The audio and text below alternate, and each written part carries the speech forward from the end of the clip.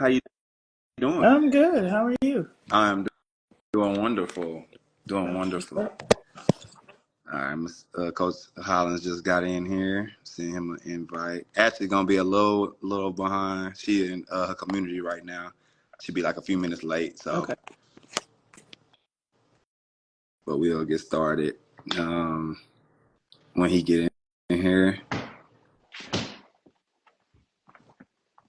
So the topic is, what up, Coach? What's up, guys? How are you? Nothing much. Can you guys Much. hear me? Yeah, we can Yes. hear you. Dang. All right, let me put the title on here real quick. So you can't Do do these? high school do high school coaches have enough time to develop? That is the topic for tonight. We got Coach Kelly and we got Coach Hollins in the building. Um, y'all can introduce yourselves. I'm kind of writing the topic in the comments. Go ahead, Coach. Okay. Who want? Uh, Kelly Carruthers. Um, I was a head basketball coach at Arlington Bowie for 13 years, coached for 20 years in AISD, and a USA basketball coach. And I currently do contract work with the Dallas Mavericks. Got you. Dang. I should have went first. Dang, Coach. Oh, no. No, no, no, no, no, no, I no. shouldn't even say. I can't You say can't nothing now. I'm like, Yes, you you can't top you can. that, up huh? there. No, I'm not. Not at all. Coach Not at is all. up there, man. Dang. Hey, I'm Coach Hollins here. I'm going into my 14th year coaching girls basketball. Started coaching in the state of Alaska. I coach AAU and coach high school sports. And now I'm coaching here at Prestonwood Christian Academy. It's my third year at Prestonwood Christian Academy in Plano. Nah, you must be on that Prestonwood Wi-Fi right now because you're a little fuzzy over there. You can't see me? No, you was a little blurry over there when you Dang. was talking. Try, man. But I'll yeah, I'll be up in that area tomorrow. at Prestonwood. Well, at Frisco and Oh, Allen. okay, gotcha. Oh, for the Allen tournament or Well, no? the Mavericks have a tournament at Frisco, and then I'm gonna shoot over to Allen to catch some of the girls' Okay, games. Okay. okay. Where y'all at this week, Who, us? Coach Allen? Yeah, I don't Yeah, have a team. you ain't No, nowhere. no, man, we just practice it. Oh, okay. I just had to ask. Had to ask. No, we You are know. we got a big stretch of games next week. Okay. All right. So, um, my thing is, me personally, I think high school coaches have time to develop simply because I think you have the period during the day and then you have either morning practice or after school practice. So I think you're with the kid just as much as a parent, if not a little more. I think the leash is a little, maybe a little more lenient depending on how your parenting style is at home. Um, so yeah, I think that plays a factor, of course, when developing a kid, how much you can really push a kid as a coach at that high school level based on their parenting at the house. So, I mean, y'all double plus 10 plus years of coaching. Y'all done seen every type of kid for the most part. So I want to get your take on, do high schools really have the time to develop a child? By the time, if, say for instance, y'all at a school for 4 years, should that kid be developed and ready for the next level? Absolutely. If I, that's the goal for that kid, and they have, Okay. I mean, there's a lot of variables that go into that. So I can only speak for myself um, Okay. because I know a lot of people have opinions on that. But yes, with my experience and being a high school coach, having them in the mornings, we had freshman period in the morning. So we would go from 7:30 to 9. We could bring Mm-hmm. them in and earlier when the season started. But other than the 30 minutes of study hall, you have all that time. Now, before was it school. study hall mandatory? Yes, it's state mandated. Oh, it was state Hmm. mandated. Mm. Yep. So the freshman Did would they kind go of? in the morning, and Okay, then I'd have JV and varsity last period. got you. So what did your development look like during the practice? Preseason. Yeah, or just kind of throughout the whole school year. So preseason started the first day of school. Okay. Especially for my JV and varsity, they were required to have their physicals the first day because we work out the first day of school. And we would, of course, do conditioning. We did weights 3 times a week. We did skill development. And the skill development, we would break them up in groups.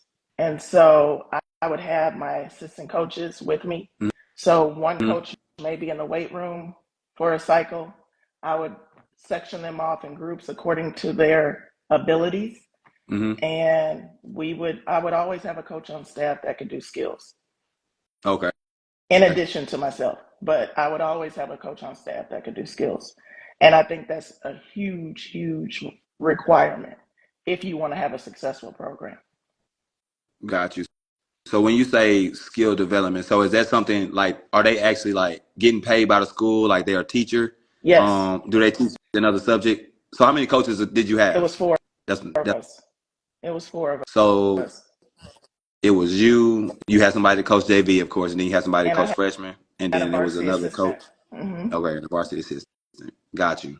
Yeah. Um, so how did you make that, I guess, kind of flow throughout the year as far as like the skill development part of it? Did you have like We did skills did you have a skill every day, you did every day every day, before you started every practice? day. Yes, every day. Got you. We would do a dynamic warm up. Our warm up probably consisted of 30 minutes. We would roll out, we would do band work, we did barefoot training because I didn't want my kids wearing ankle braces and we had a lot Hmm. of ankle injuries. So we did barefoot training to warm up and jump rope, stretch, partner stretch, and then we would start with ball handling. Everybody had to handle the ball. Everybody. Got And so if their skill level wasn't where it needed to be or they couldn't keep up with a certain group, I would move them groups. But we would have different groups. And I did bring people in from the outside during you. preseason um, because you can't just do it all by yourself. And Hmm. so I know a lot of people feel like AAU coaches, high school coaches, none of them, it takes everybody. Hmm. I think it takes everybody. So I had a relationship with AAU coaches. I would have skilled trainers come in, work out my kids because sometimes they need to hear a different voice. They can't just Hmm. hear yours all the time and they need to get something different. I would go and watch my kids play AAU. I love being in the stands and not being a coach because I may be able to see my kids in a different role. And that may be something that I can utilize with my team. Hmm. So I never stepped on AAU coaches' toes, but I wanted that same respect in return during my season. Mm-hmm. Got you. So when you brought somebody in, Mhm. I guess was that like a just on a relationship type standpoint, or was that like a paid type thing, or No, what was it that was like? a relationship standpoint. It was a relationship standpoint. And most of the, well, all of the times, it was men. I would Got bring men in to work my kids out. I like I like having a different voice opposite of me. I think that's important because kids need to be able to be coached by any and everybody. So, and they were hard on them. They did a good job with them. So, you. Okay. Coach Hollins, your point. You said, well, you never gave your answer on do you? I mean, you're a high school coach right now, so do you think you have time to really develop the kids? I think I think you do have time. It's whether or not you want to use your time to develop kids. I think it's I think there's two sides of it every time when it talks to coaches, and some people are like, "Oh, public school versus private school." I just it always boils back to is, are you willing to spend the time you need to develop your kids? And what age group are you willing to start with? And so like at the school I'm at, I'm fortunate I have one middle school and it's in my school. So I get a chance to go to my middle school kids and I get to start with them then. That's So good. by the time a kid, I'll get multiple touches with that middle school kid from seventh grade through eighth grade, and then become freshmen, sophomores, juniors, seniors. So that development starts early. But I also Mm-hmm. think that goes back to your culture on what do you value the most as a coach? And if you value skill development, then you have to, one, like Coach said, you have to incorporate that in your practices. But two, you have to put a premium on that, that these kids have to seek that outside of what you're already giving them. And if you don't do that, or if you don't value that, then those kids aren't going to value that as well. So to to my point, coaches can develop their kids. They should develop their kids, whether or not you have time. Mm-hmm. So I'll go back to is like earlier in my career, it was probably harder for me to develop my kids because my personal kids were younger. So when you're a father and you're raising your kids, you're a husband, so you got to be there for your family. So developing those kids, you're going to have that pull and tug from a family standpoint, right? From your personal family, Mm-hmm. because you want to be successful on the court, but hey, you got to make sure you're Yeah. on the line at home too, as well, right? So you got to have a Right. support system to help with that. But as my personal kids have gotten older, it's become easier for me to like, okay, I can pour more time in to these high school athletes or middle school kids. And so that does become easier as I've gone along in my career. Now, are there some gaps? Of course, but I think if you like on my coaching staff, I have someone that's a skill person and he's an AAU director. So that brings a whole different insight to my program because he's working with kids every day, not just in my program, but all throughout. And so he's bringing those skill sets every day in practice. The other part is you can't be afraid of allowing or partnering with AAU programs or coaches or trainers out there because I think that's only to your benefit that you have those individuals in your corner. You have to build those relationships. And I think that's sometimes where coaches are like, hey, these are my kids. Don't talk to them. Don't do anything with them. Or, hey, don't do AAU stuff. I've got everything for you. And I think that hurts the kid in their overall development. And I think the most important thing Coach said earlier was, what's that kid's plan? Like, is that kid really have that mission and that drive to go play at that next level? Or are they just, hey, I'm just going to be a great high school kid and this is what it's going to take to be a high school kid. Or, hey, I want to go to college. All right, this is what it's going to take for me to go to college and play at that next level. So just understanding your personnel that you have in your program, your kids, and how you build out your program. But then what are you going to be able to pour back into them? And I think you have to have that relationship and you have to be able to do those things. I think all the formula for all those successful programs is there is skill development. You cannot tell me you're going to have a successful program unless you're building these AAU teams where you have all these elite kids on one team but those kids are getting skills somewhere. So they're getting them somewhere. But those teams and those programs that are building out their programs from a young age, and I think that's the formula for what I'm doing at Prestonwood is I got to work with kids that are in the 7th and 8th grade because some of those kids at my school, you got to pay 30 grand to come to school here. So Right. you got to pay. So if you're going to pay, then we got to pour back into you to help you develop because it's very rarely you can get kids that are high elite level kids that can pay that 30,000 tuition to come play at my school. So it's not as easy as everybody thinks it is. So so you Mm-hmm. have to be able to develop those kids around them for you to be successful. So long story short, I have to learn to develop kids and I have to figure out and be creative on how you do that and how you structure your practices. We've got morning period, then we've got after school classes. So I think with me and TAPS, I've got 15 hours a week with my kids in the Mm-hmm. preseason, and then once season starts, it's unlimited hours, and then it dials back when season's out. So Really? I have a little bit of an advantage in TAPS, and not very many coaches don't take that advantage. Like this Mm-hmm. last spring, I took full advantage of that. I coached every single spring ball game, and I coached all my kids all the way through because I have the flexibility of doing that. And most Mm-hmm. coaches don't do that. They'll either let a parent coach it or they'll coach themselves, and you're losing, you're dropping the ball there. So there is an advantage between TAPS and EYL when it comes to training your kids because you have more Got- time, more contact hours that you can utilize. So you did say something about family. Family does play a part in being able to have that time to develop kids. So how did you, I guess, balance that? Because I feel like that is a lot of people. I don't want to say excuse because I mean at the end of the day, family is family. Correct.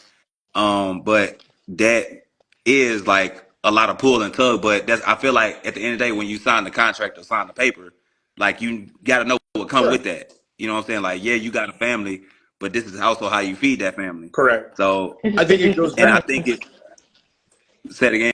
I think it just depends on the actual coach because, like for me, I have I'm married. I have a kid. I have a daughter, and my husband has a flexible schedule, so he was able to pick our daughter up from school, take her to volleyball practices, things like that. And I missed out on a lot. That was another reason of the many why I gave it up, just because Mm-hmm. my daughter was a junior last year in college, and I didn't get to see her play her first 3 years in college because Mm-hmm. I was here and I had to pour into my kids, and I couldn't do it anymore. Not only that, but there were other reasons as to why. But I sacrificed a lot of family time to be at the school. That was my home away from home. No, I Gotcha. agree, Coach, because both my wife as well too. I've been married for 17 years, and of those 17 years, I've coached for 14. So there's a lot of times where I've had to sacrifice. I've missed kids' gymnastics event or a flag football game or whatnot. But I also know that it's just time, right? And sometimes you have to Mm-hmm. reevaluate, readjust, and do those things. I stepped away from coaching girls for probably 3 years before I jumped back into coaching. And so those Mm-hmm. were important years that I'm glad I did because I got to be with my family more and do those things. But as my kids got older, I just so happened to get an opportunity where my kids all go to the same school. I work at the Mm-hmm. location and I get to coach. So I'm blessed. But not Right. everybody has Yes, that you opportunity are. either. And so it's Mm-hmm. like that's just a unique opportunity. And so it makes my job a lot easier when it says, "Hey, I can go train these kids." But it also helps me Mm-hmm. that my daughter plays, so I get to work Yeah. there when she's practicing. So I get to be part of that. So those are different aspects of it. So I just it's all about the right opportunity and also about just you know that partnership between your husband and wife, or if you're married, or whoever your partner is, because somebody's going to have to sacrifice something Mm-hmm. to Mm-hmm. help in the overall grand scheme of everything at the end of the day. Got you. So got a question. It said, coaches can provide the tools and go over the blueprint of what's needed or wanted. Do you think the development part applies when the kid starts to take the blueprint and do it on their own at home? I mean, it doesn't hurt. Like we had to do that during COVID. We were doing workouts via Zooms. Zoom So it workout. does, yeah, it doesn't hurt. I Mm-hmm. always encourage my kids to do things outside, especially if they were a weak ball handler or if they need to work on their form shooting. You can do that without a hoop. So Mm-hmm. there's a lot of things that you can and that just comes down to the kid, right? So how bad do you want it? Mm-hmm. Yes. How bad do you Yeah. want it? And that's what's unique about that. There's so many different tools out there now where coaches can be using. Like one I started using, and it's called Ballology app, and it's literally workouts that kids videotape themselves, and you program whatever you want to put in there, and those kids, it's a self accountability tool, right? So if Mm-hmm. back Mm-hmm. then you're like, oh yeah, hey, did you get your 1,000 shots in or whatever, 100 shots in?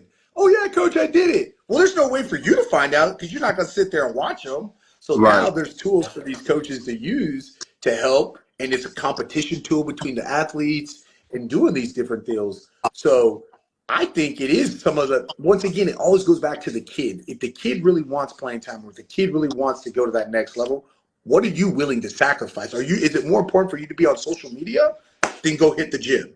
At the end of the Right. day, Mm-hmm. that's what it boils down to. And is a coach going to keep those kids accountable, saying, "Hey, you're not getting playing time because you're not X, Y, Z," and it is what it is at the Mm-hmm. end of the day. Yeah. So, but then it goes like, is that parent okay with that? Sometimes yes, It sometimes doesn't. no. Well, and at the end of the day, for parents, I always told my Is parents in my parent Kelly meetings, because spinning I or was is just very my phone? direct and Just yours. forward. I didn't have it. I didn't have parent issues, but I always told my Oh, parents, I don't know a coach in hold on. America that wants to lose. I don't. So they're gonna put the Mm-hmm. best kids out there on the court to win. Period. Got you. So how many kids did you necessarily carry, I guess, in the high when you was coaching high school? 10, no more than 12. So no more than 12. Did everybody pretty much No, play? Or did you have like 9, 10, 11, 12? Did really didn't? 7, 8, 9. So you had like a eight man rotation? Yeah, and the thing about that is like I said, the first day of school we started, but also the first day of school I would meet with my kids Mm-hmm. individually, especially my juniors and seniors or a highly recruited kid that may be an underclassman, and they would have to bring certain things to me. They would have to bring their GPA. They would have to bring their test scores. They would have to bring me their top five college choices. Mm-hmm. Um, I could probably count on one hand how many D1 kids I had.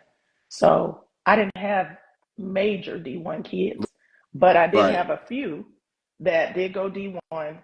But you know how kids are. They say they want to go to UConn and Tennessee and all this. Okay, now I need you to give me 5 realistic schools. The level that I Mm-hmm. think that you're at right now, Right. JUCO, NAIA, D2, give me some of those schools. And so I would take all that information after I met with them individually, and I would contact all those college coaches.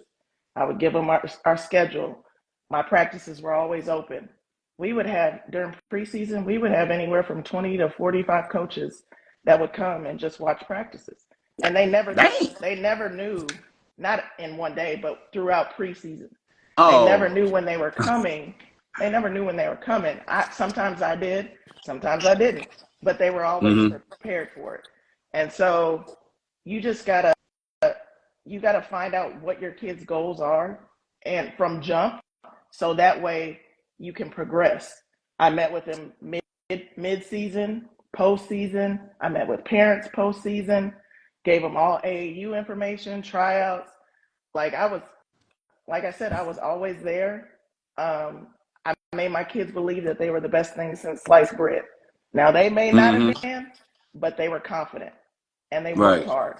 And so if I told them to run through a brick wall for me, they would die trying. So I worked my butt off to get my kids in college. And So so you how did you get your kids to kind of really believe in themselves? Like what did that process look like? you gotta Even for the kids that just you didn't. positive reinforcement. Now I was hard on them. I was hard on my kids. Mm-hmm. It was tough love. And I told my parents, I treat your kids like my own. I fed them. Right. I would take them home, pick them up. I did everything the parents did, and not, if not more. So how did the parents respond to that? Oh, they loved it. Some of them. And I mean, you how don't many years please ago was this? recently. I mean, I've only been gone a year and a half, so I still keep in contact with my parents. I watch my kids who are in college right now playing. Um, Now, of course, you're not going to please everybody because everybody thinks that their kids should play, but Mm-hmm. I never had parent meetings unless I had a meeting with the kid first. 9 times out of 10, that alleviated the meeting. I can't even remember the last time I had a parent meeting, but those kids know why they're not playing. They know. Mm-hmm. So they're in practice every day. We recorded practices. Parents are more than welcome to watch practices. I was an open book. Mm-hmm. But every So do coach you is think not that's like like that. Every coach, a missing? I'm about to say, do you think that's a missing piece? Not being as open, or you feel like you it don't? could be. It could be. I don't know what goes on in everybody's programs, Right. but it took a while to get there. because Mm, I was not always as confident to allow parents into my practices. I thought it was a distraction at first. So I had to learn and grow as I, progressed. But it's teachable moments for coaches just like it is for kids. got you. Um, what is it? So, Coach Hollins, you said so. This is your fourth year at Third Prestonwood, year. third year. So, what did you think? What do you think like the difference is between from when you coached and you stopped to kind of getting back into it? Like, what is the difference been? I think for me, it was like making sure that I had to be kind of comfortable. I coach differently. So I think for me, when I'm coaching female athletes, I'm loud. I get excited. So that in a way, sometimes it's hard for those that are are outsiders looking in, but those kids that are there, I think that's one of the things I had to learn and had to grow and mature as a coach. And then Mm-hmm. so I kind of had to step away and like reevaluate, like, hey, what's important? Like, what am I trying to get out of this with these kids, and what do I want? Where I see myself growing and developing them.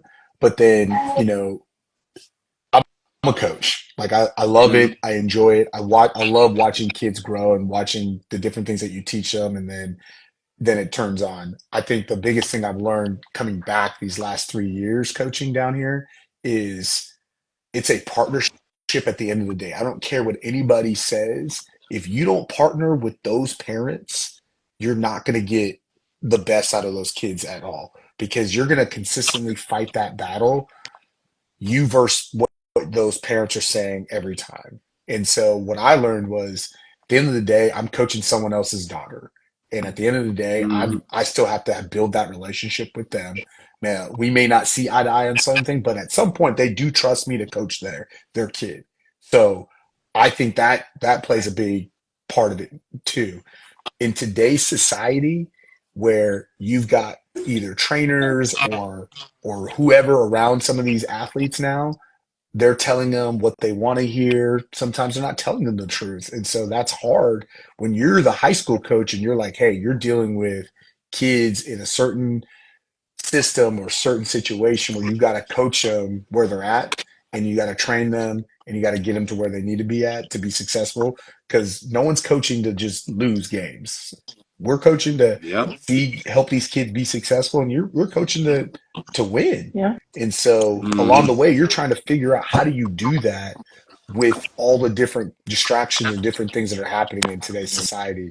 So that I think that's also been like one of those things where I had to learn like it's not me versus them. It's we've got to figure out how to put these two pieces together, and you got to figure out how that's going to work at the end to get that end result. Because if not, it's always going to be that consistent rub in Mm-hmm. coaching. And like Coach said, is like I'm just now getting comfortable with like having people watch my practices or that stuff. Like you got to have some thick skin and you got to be confident to have that happen. Like they ain't easy.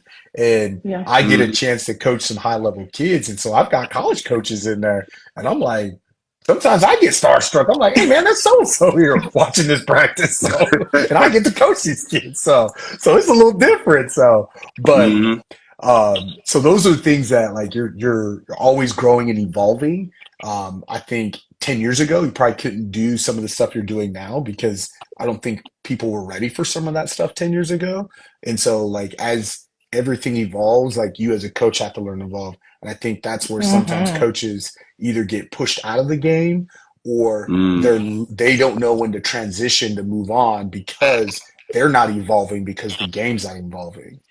I think the only example I can give you is like cell phones. It's like, hey, as much as people don't like them, but you got to learn. It's a tool that these kids are using every You, day. You got yeah. to learn Utilize to it. work with them Yep. and figure it out. I Yeah. guess like for me as a parent, I got to figure it. I got two kids and teenagers. I got to figure this phone thing out with them at the end of the day, whether Yeah. I like it or not. So, Mm-hmm. so it goes back to basketball too. It's like, so how can you make things interactive for these young athletes and still get the skill development that you need and still build those relationships with them long term as well? And then also building that. relationship with those parents is there too. It's like that's the only way this stuff works now. Mm-hmm. Mhm. So I got a question. It says, what advice would you give to a coach, coaching staff who is willing to learn and grow in order for their program to be successful? I think the biggest thing that I've learned is you got to be willing to go. And so two things: willing to go, continue education, going to coaches clinics, sitting in other people's practices, going to talk, finding a mentor, and in doing that. But then also being self being able to have someone to come evaluate you as a coach and be okay with what they say. I think I had someone evaluate me last year when I coached, and we sat down and watched every single game and watched my huddle film. We weren't even watching players. We were watching me as a coach. You want to open your eyes and you really want to know really That's what the it's like. That's that right there. That changes the game right there because I'm like, holy cow, like I'm there. You're looking at the tape. You're just looking at me as a coach. So that was Mm. really one of the unique things. But continuing education for coaches, I mean, going to these coaches clinics, being part of like TABC or whatever. I think PGC has a good coaches clinic thing to be a part of. Those things I think are important because you get to learn so many new things and so many things, but that's also going back to how you evolve as a coach Mm-hmm. in there too. And the other thing is go coach some AAU basketball. I mean, and I'm not saying just go Mm. try to coach a top team. Go coach. Go coach some kids that you need to coach up and work with some kids. That helps your game out as a coach as well too, because as players got to get better, coaches got to get better, and that's a great way I feel of doing it is just coaching AAU and getting out in that scene in that environment and watch and doing and learning those things. You learn a lot in a summertime if you have the time to do it. So Why do you think a lot of Well, coaches don't coach AAU? I I was about to, yeah. I'll tell you why I didn't. I, I was I tell you go why ahead, tired. I'm coach. not doing it. I was tired. I was tired, and I feel like AAU is a time for my kids to go and be coached by somebody else. And okay, so as soon as we get done with school, we get maybe a week off, and then we start summer workouts. Right. Mhm. So we have summer strength and conditioning. So the kids that may not be able to afford AAU or they're doing another sport or whatever the case may be, like we have to be there for that. And so, Mm-hmm. yes, I was Mm. tired and I wanted a break, needed time to rejuvenate, but at the same time, I needed to be there for those kids as well. That's So, fair. That's a good Well, point. Coach Isaac, oh, you got something Yeah, to say? I do. Go ahead. So so on coaches thing, and once again, here's the advantage that tap schools have is like for me as a coach, I coach basketball. I have a strength and conditioning coach, so the kids get that in a period. And then we have kids that play multiple sports, right? But then those other kids, that's when we still have athletic period with them, even though we're not in basketball season. So we get to do more skill development with them. We get to coach them in a mm-hmm, spring league, right? So I get an opportunity to coach them there.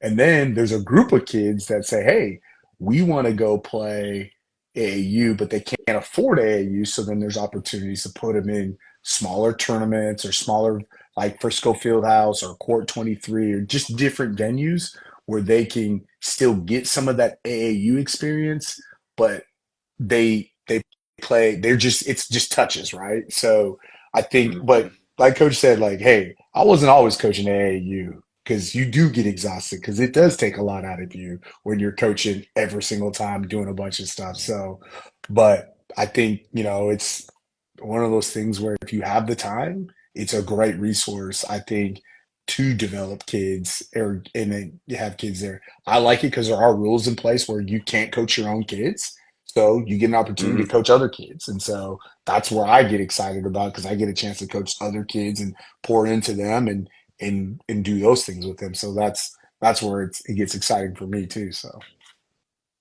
So when you say development for as the high school to AAU, is there like a difference, or do you still kind of follow the same format as far as like the development piece when you're with your high school kids or when you with your AAU I kids? think it's going to depend on like the types of kids that you have in whatever program area you're in. So my high school kids, there's different development that they're going to need to be successful in our division that we're in, right? So if we're in Hmm. TAPS, that's a different type of basketball that you're going to see, or different type of athlete, right? You're going to see maybe one Hmm. or two high level kids on different teams, versus when you're in AAU, you're probably going to go against teams that have high level a deep like college players. So then Hmm. that development's a lot different. Now, X's and O's, you're still teaching those things, but Right. skill development and those things they're just going to be a little bit different depending on your kid. Because like in my program, I have 11 kids that play in varsity. Okay, well, out of those 11, there's probably 8 of them that play all summer, Hmm. and they play at different club programs. They don't play all at the same one.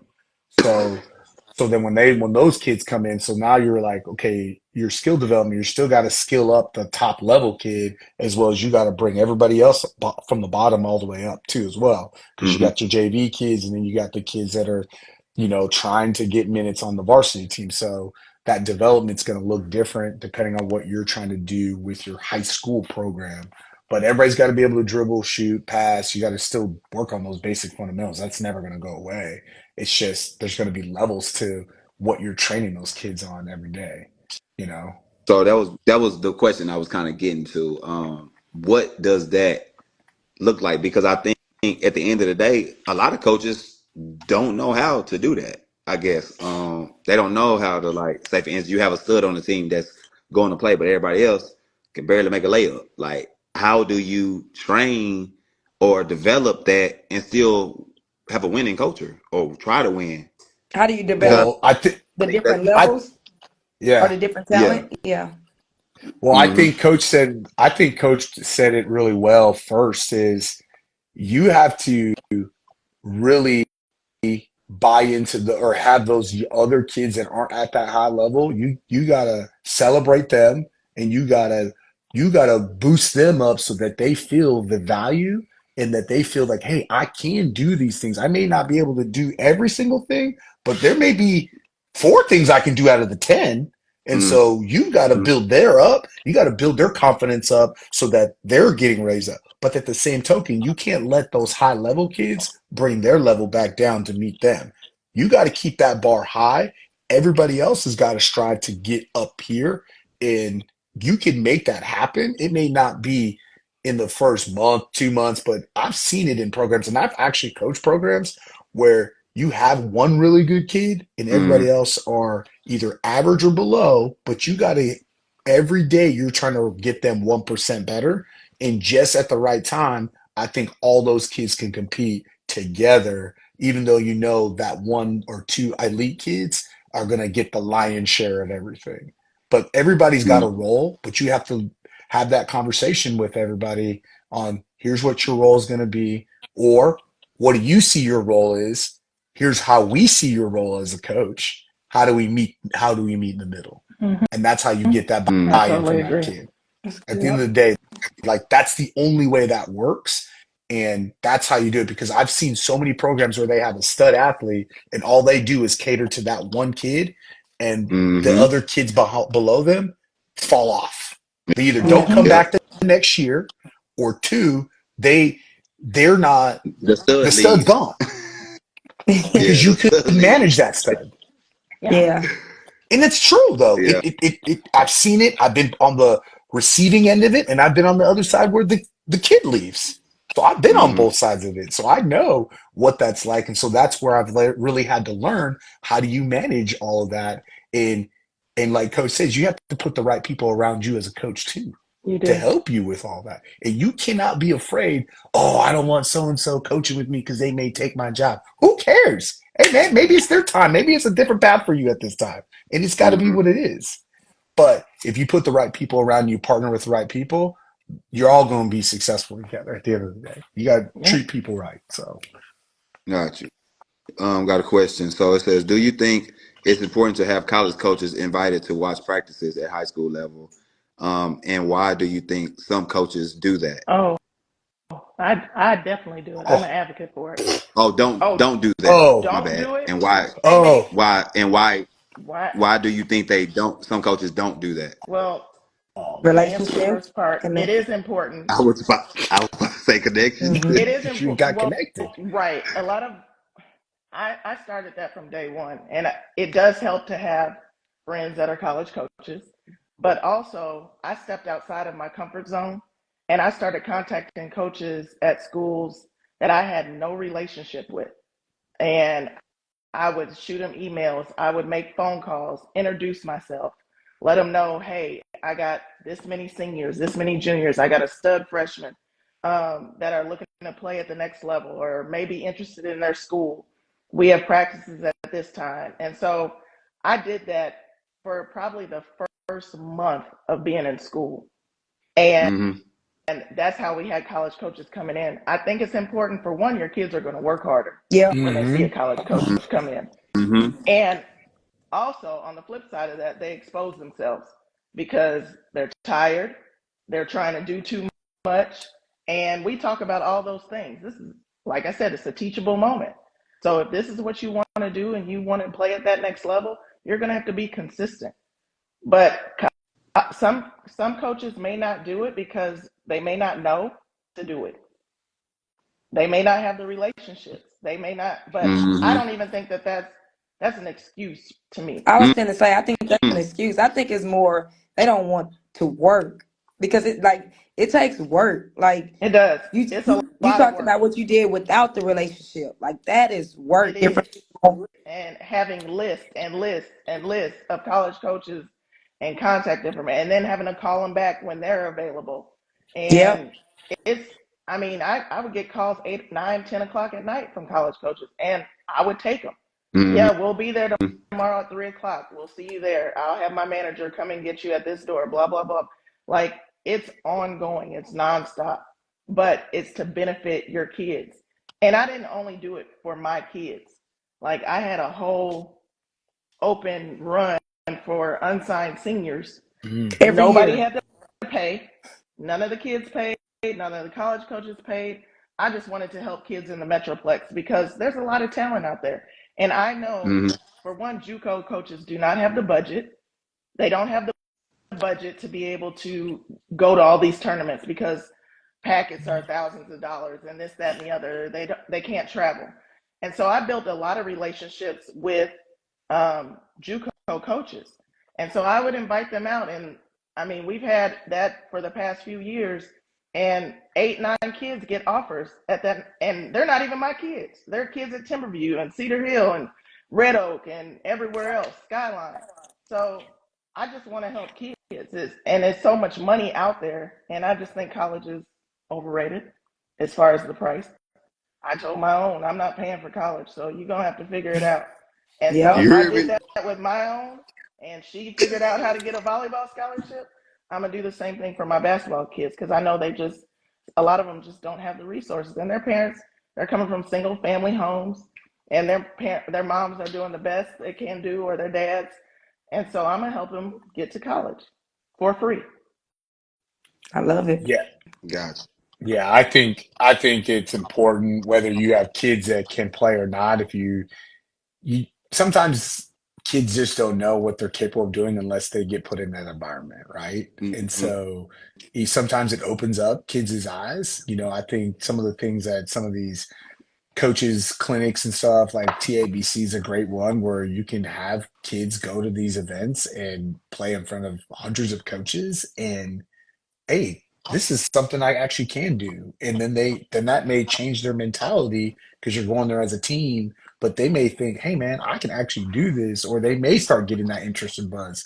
So I think it's important to have coaches in your practices, to just start building those relationships with your athletes. And I think if you don't do those and you're a high school coach, I think you're not doing your kids a service. I think you're doing a disservice because I think you are not doing whatever it takes for those kids. And then maybe you're not in it for the right reason, because at the end of the day, we're there for those kids. If you're Yeah, there to collect a paycheck, you are in the wrong profession, because you're not you're getting paid a right bunch about of that. money to do this. So, it's a sacrifice at the end of the day. Coach be killing me, I'm but sorry. And no, that's but I one thing that I did tell my parents every year. Like, I don't do this for a paycheck. I do it nah, because I love it. yeah, I mean, and granted, I won't take this away from. I mean, I was getting paid good. I was a coordinator.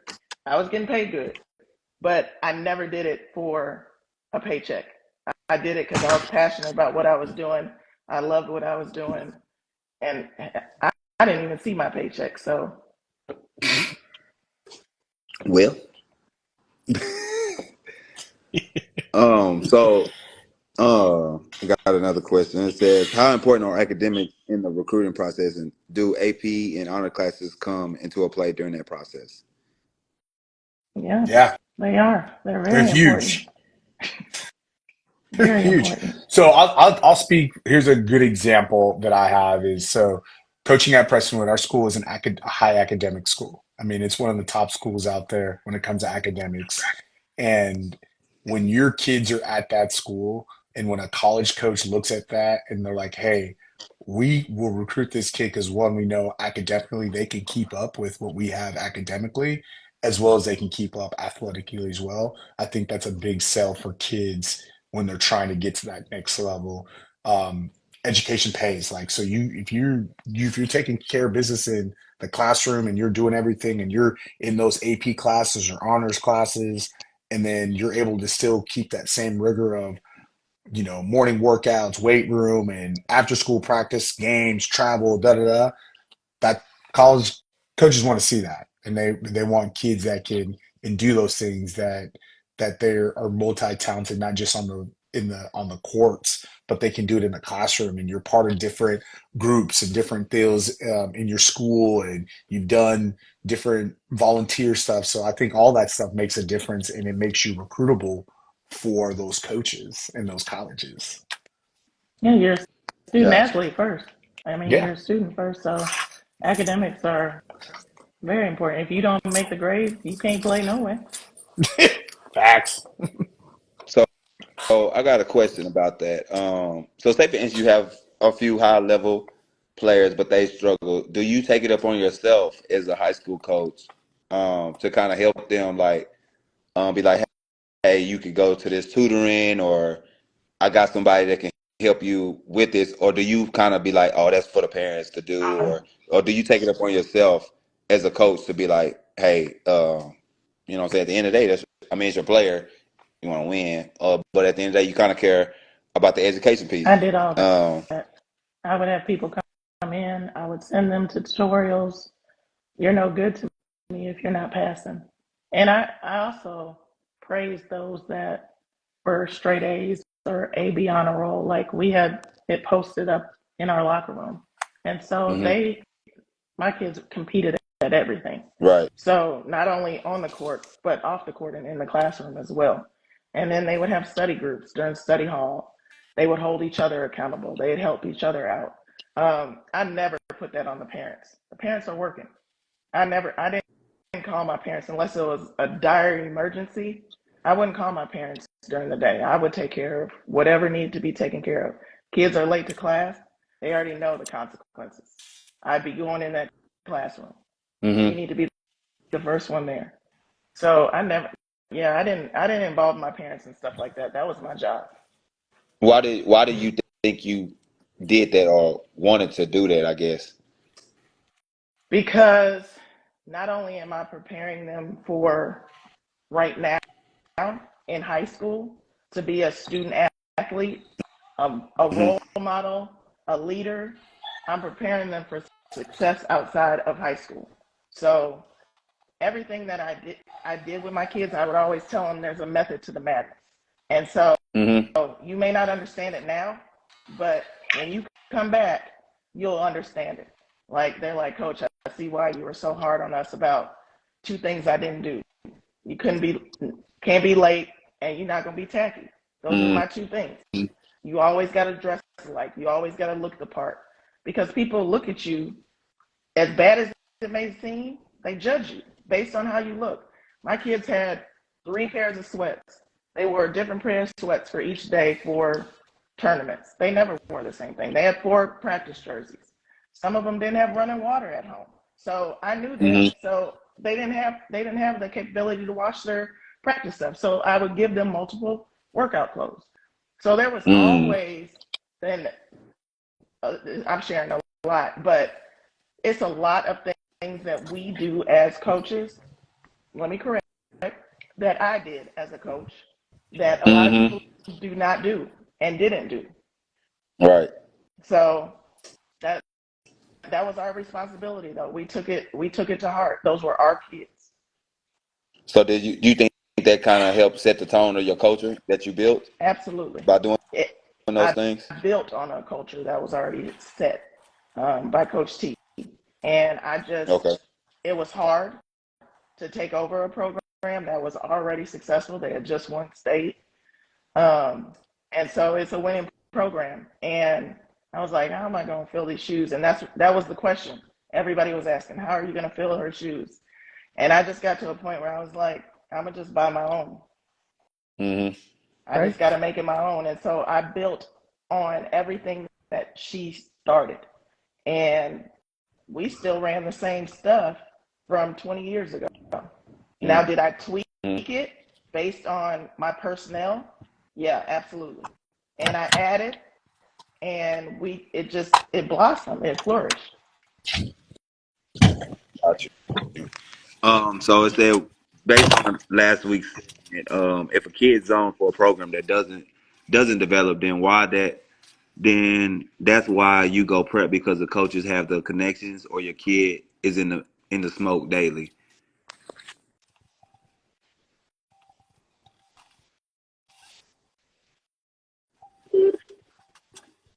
So I Wait, get say it. that part again. so we kind of had this segment last week a little bit.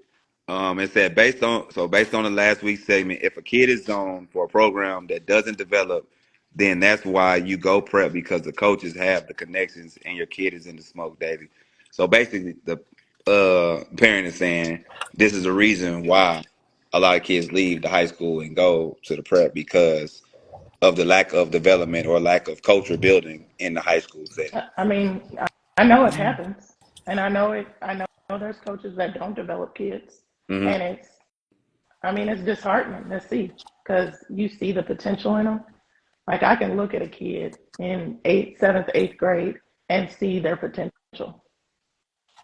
And if they don't get the proper coaching, development, I understand why they're leaving. I Mm-hmm. mean, I get it. I didn't experience that. My kids, Right. I didn't have kids leave, but I didn't have no major. I mean, I had some, like I said, I had some D1 kids, but they rocked with me, and we Mm-hmm. made it. We made it work, and they're successful till this day. But I didn't. Yeah, I haven't had any kids that left and went to prep. Yeah, Gotcha. I I mean I haven't experienced any kids that left to go to prep. I've only experienced kids that left prep or came from other schools and come play. I think that's really what I've seen. But again, it's like you got to build that culture, and if you're not building that culture, that's what people are looking at every day. So, I mean, that's what I think parents are valuing that and looking at those things and wanting that for their kids. So you have to figure out how can you provide that for those kids and for those families if that's what they're wanting. So I think that's one of the key things when it comes to that. So Got you. It says how did you prepare your kids for collegiate athletics atmosphere when it came to dealing with adversity, mental health, coaching, politics, academics? I think, Um, oh, go Go ahead. ahead. Go Go, ahead, go coach. ahead, coach. Oh, okay. So I think one of the things is, you got to put them in front of the right people all the time.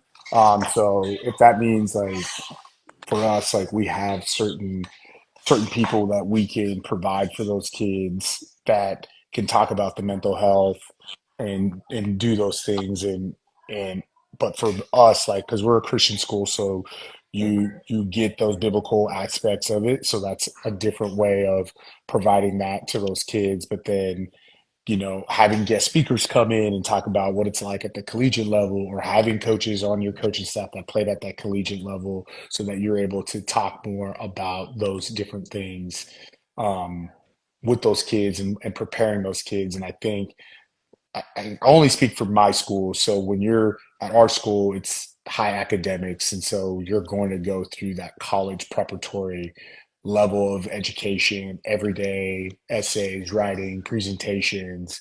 And then if you're an athlete, now you got to, morning practice, weight training, after school practice, basketball skills, shooting, weight training. So that's the one of those ways is building out your program is so that those kids are set up for success in seeing it. Mm-hmm. And then having those kids that were in your program that are at that collegiate level come back and talk to those kids. Mm-hmm. And Yep. that's another way of like, I do a check in with my athletes that are gone and talking with them in college now. And I'm like, hey, how's school going? They're like, dude, school's easy because we've done this when we were in high school. And now we're in college. We get a chance to do other things. I mean, now it's like, hey, I got to eat right. I got to rest. I got to make sure I get my academic. I got to meet my advisor and do these different aspects of it. So I think that's kind of preparing those kids essentially all the time when you're in that environment for those 4 years you have them. Or in my case, I get those kids in seventh grade. So I get them seventh Mm-hmm. grade through 12th grade. So now they're part of that process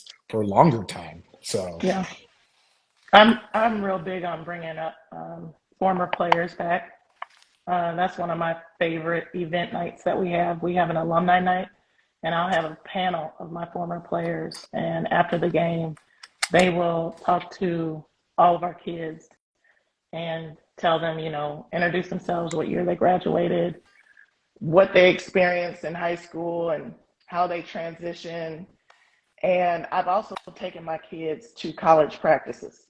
And I think that's important for them to see what a college practice, a Division I practice looks like, a JUCO practice looks like, and just kind of give them an idea, let them hear from former players. I even brought some of our former male athletes back who play overseas. And they talk to them about the importance of what you put in your body and the importance of stretching. So it's, like I said, it's always good to hear from somebody else other than the same redundant voice that you hear every single day, because it coincides with what you as a coach are telling your athletes. So I was real big on stealing stuff as well from college coaches. So my workouts would mirror college coaches' workouts, and I would push my kids to the max. So oftentimes my kids would come out and be like, Coach, the workouts are easier than what we did with you. And that's what I want Mm-hmm. them to hear, because I don't want my kids to quit. I don't want them to transfer or, things like that. So just try to be better. Gotcha. All right. So getting to the end, what is one thing I guess you would give to a parent dealing with a situation that the situation is probably not going to prepare your student athlete for the next level? ooh, Repeat that again.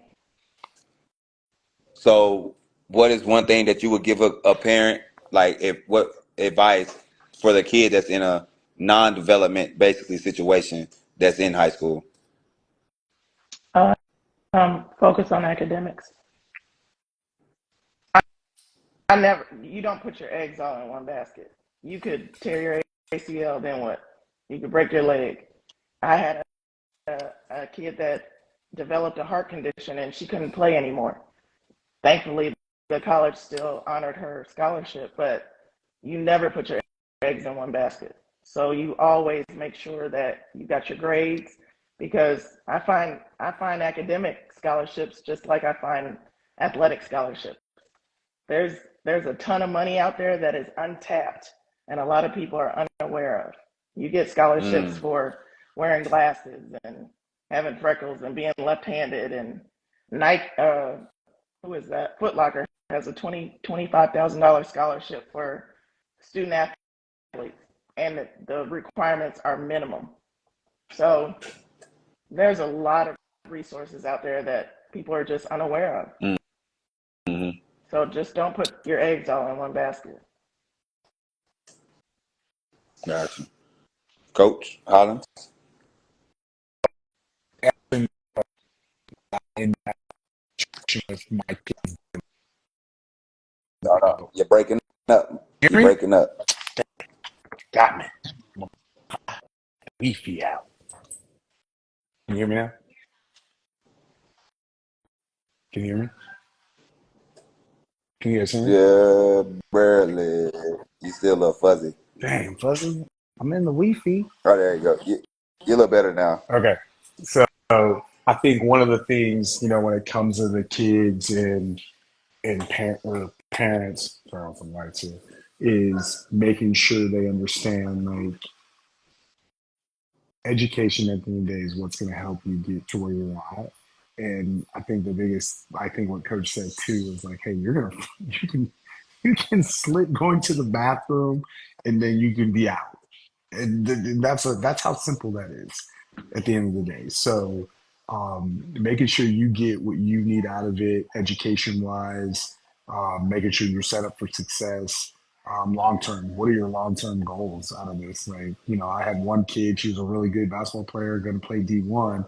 And I asked her, I was like, what are you going to do after that? She's like, well, I'm not going to the WNBA, but I'm definitely going to get the most out of this, and I'm going to study for this. I'm going to get this. I'm going to get this type of job. And I was like, okay, now you're thinking beyond basketball. Because I remind kids and I want to remind parents, this game stops. At some point, it will stop. What are you going to pivot to next? What are you going to get out from the game after you put so much into it? Because not everybody's going to go professional in this. Not everybody's getting paid to do this. Now, what I love about like with the Mavericks and the WNBA or the NBA teams are doing, the WNBA teams are doing, they're showing these young ladies that, hey, you can go be a general manager. You can go be a CEO. You can go do these things out there. And it doesn't just have to be the basketball player. So educating those families and those parents, there's always something you can do in a sport if that's what you want to do. You could, be a coach, I like when Becky Hammond was coaching on a men's team, on the NBA team. I mean, there's so many possibilities out there. It's just educating those parents and educating those young kids about what's out there. And it's not just the basketball out there Mm-hmm. at the end of the day. So I think that's Exposure. just exposure, putting them around the right people, putting them in the right situations, and that may sometimes be at the right school for them when they're in high school, or maybe it is prep school, maybe it is homeschool because you get the opportunity to be more flexible. You don't know what that situation is, but putting all your eggs in the basket, say, hey, I'm going to be a basketball player, is probably not the smartest thing to do, or whatever sport or whatever it is, because that could be taken away in an instant. We all saw what happened during COVID. Like literally shut everything down. No games. People literally lost their Mm-hmm. minds because they couldn't go to Frisco Fieldhouse and play a basketball game on a Saturday and Sunday. So Mm-hmm. things changed. So you had to learn to pivot as a coach. You had to learn to pivot as a parent. It was gone. No one knew when that was going to come back.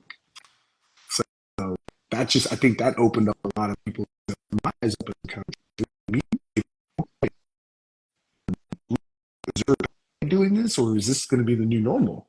So that's different. Yeah. No, that definitely makes a lot of sense. Appreciate y'all for hopping on, giving a bunch of nuggets. This will be up on YouTube, so you can go back and watch it if you missed it. Appreciate y'all, and yeah, yeah. Appreciate you. Thank you. Thank you, guys.